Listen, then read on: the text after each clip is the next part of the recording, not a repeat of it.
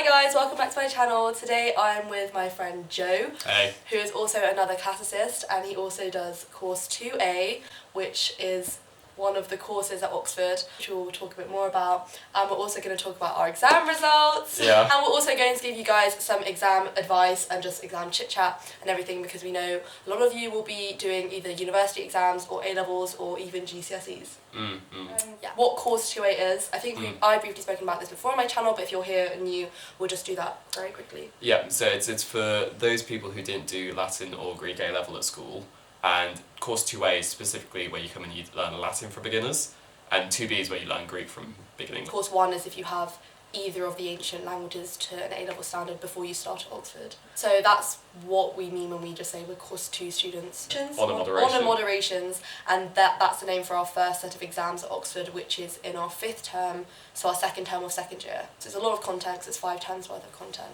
And if you saw my exam video, Yeah. they were long and I was exhausted during all of them. I know you were too. We were just... So in a way, we only had 8 exams over 10 days in the end, whereas the people in course 1 had 11, but 8 still feels quite tough. 8 still definitely feels tough. Exam results. I know I haven't really told you guys what I got. So yeah, this is now the time I'm gonna say. I actually filmed my exam result reaction. Really? Yeah, but it wasn't to show you, it wasn't to put on YouTube. Yeah. It was just because I honestly thought that I did quite badly, and I wanted to film myself so that I could see, so it could motivate me in the future. for the future. So I could say, you don't want to look like this when you open your results. That's a bit sadist. No, I know, but I came out of the exams at the end of them. By the end of them, like we didn't care anymore. But yeah. and I was happy to be done with them. But I know that at the time, I really didn't think I did well, especially in my philosophy paper, logic, which I thought I was going to do well in. I know I came out and thinking I failed. And yeah, I was in New York when I opened my results. I wake up and I'm 5 hours behind. I get a message from him saying, Maud's results are out, FYI. And I was like, I'm in New York. And then I see I've got an email from my tutor and I'm like, okay, I've got to go and check my results. And I'll say the one thing as well with our subject is that the first year exams for other subjects that my friends all took, when they go onto their exam thing, it just says pass, fail or distinction. Yeah. Whereas for us, it actually says like 3rd, 2-1, 2-2 first. Yeah. So, especially for me, when I went on and logged on, I didn't really understand what it was at first. Yeah, because when it showed up, like, it's all the different papers, the numbers, and unless you work out the average yourself, it does say in one box, but it's not the first thing you notice. Yeah, so in one box it just said this thing. So, luckily for me, I can happily say I got nothing below a 2-1.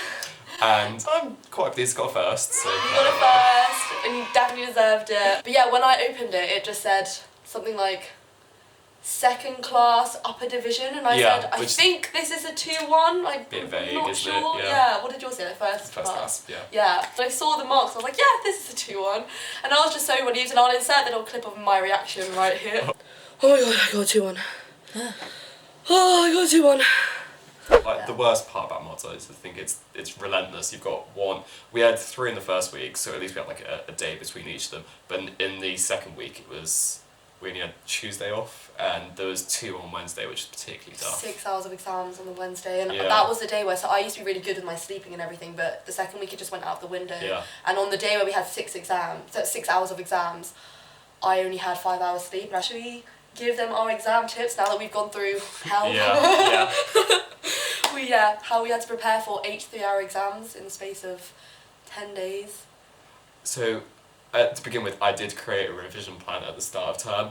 I didn't end up sticking to it, but I didn't feel too guilty about that, because instead of a revision plan, I just made a list of things I knew I wanted to get done before the exams, and I just worked my way through that list. And like, obviously that would work for some people and not others, but that's just what I felt I needed to do. So I did something similar. I broke down every paper that I was going to be examined on, and then I wrote down within all of those what I had to do for each paper. So whether it's translations or doing essay plans or reading more material or whatever, or going over grammar, and then I'd make sure I'd try and fit in the weeks leading up to it. Oh, this week you're going to do this, this week you're going to do that. I mean, I also didn't stick to it, but I kind of vaguely knew. I feel like personally, the one thing that I'd say is that I ran out of time. I didn't start revising early enough. I didn't do enough work in the weeks leading up before. So I'd say maybe it is a bit too late now for all of you doing exams now, but if you're doing exams next year, this is something that you could do, is make sure, honestly, I know I've said this before, and I used to do this so well at school, but I don't know why I didn't do it at university, is just to make sure you're understanding things as you go along, Yeah. and you're doing the work as you're being set it, rather than Right. like leaving it, because that's what I did in all of first year, and something that I do definitely regret.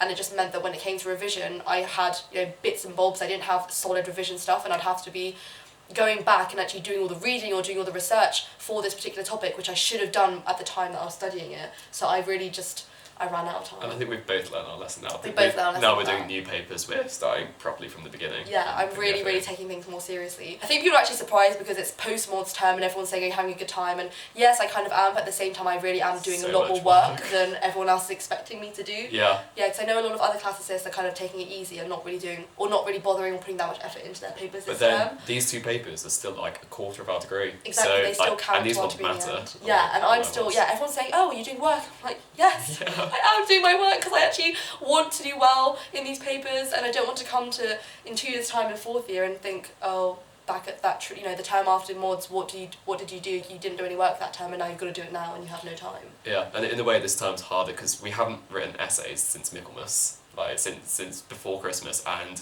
getting back into writing essays properly now is, well, I'm slowly getting there, but taking its time. Actually, that was like, at least with essays, once you've got them done for the week, you feel a sense of accomplishment. For revision, it's sort of every day, you've just got to carry on going, and there's no sense of achievement at the end of a day of revision.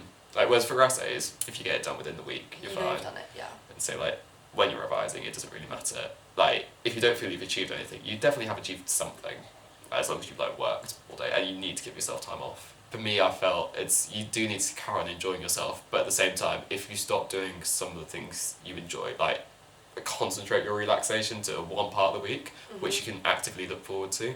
And, like, fair enough, it means you won't be spontaneous, you won't just go down the pub every now and again, but it's like, if you sort of regiment it, you can look forward to it, and like, you can always make it up to yourself later on by having more fun Yeah, later. exactly. And I would say have a contingency plan, kind of, not plan, but be aware that things are going to crop up, so don't rely on you having to do X amount of hours a day for you to be able to do things. Yeah. I definitely learned I was too ambitious with what I thought I'd accomplish in a day, especially university work compared with GCSE and A-levels. I thought, yeah, I can get this much done in a day, and no, the reading or just going through lectures takes a lot longer than I anticipated. I had no idea that, going through my lecture notes would not take an hour and a half, it would take 4 hours. There's definitely going to be days where you just can't achieve that much because you don't feel like it, whatever. Yeah, so, and, like, you need to be ready for those. So, and at the end of the day, like, you will get enough done to, you probably won't ever get it that badly wrong in how much you've done. So. Exactly. I think it's always better to put less on your to-do list and then end up doing more than just not accomplishing everything on your to-do list.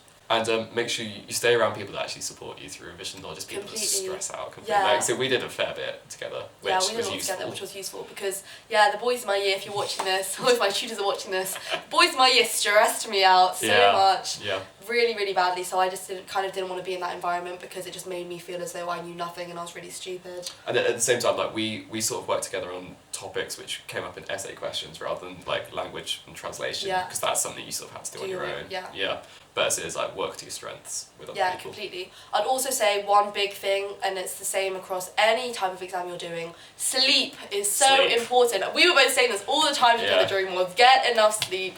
Sleep is so, so, so important, and I looking back, I don't know why I let it slip in the second week of my exams because it wasn't worth it. Honestly, me staying up trying to cram, it just was not worth it. It works maybe it does work for you and you think, no, I know it's worked for me, but I personally think sleep is so, so important. Don't cut out on things like caffeine. Yeah. Like, don't drink any more, but don't cut it out because it'll just make you worse. There was a point last time where I got a twitch in my arm, and I think a lot of it was down to stress, and I thought, I'm going to try and cut out caffeine. It lasted a day and a half and was miserable. So just don't change your routines. Yeah, don't change your routines. That's what I did. I was having sugar withdrawals. I did my 30 sugar-free days, and I think it was affecting my health. Yeah. But also, again, leading on to that is eat a healthy diet. Definitely. Don't just be eating sugar or, crisps and junk food when you're revising. Make sure you are, eating vegetables and food which is good for your body and for your brain food. Like a lot of fish and vegetables and meat and... I like that half hour where you're cooking your dinner, that hour when you're cooking your dinner and watching telly or something, like that is useful time out from work. Yeah, exactly. And if you put it right at the end of the day where you don't have to go and do work afterwards as well. I think that's all we have time for today, but if you have any other questions or anything, leave them in the comment section below. You can follow Jo on Twitter and Instagram. Great. We love you guys. Bye. I'm today... I can't speak.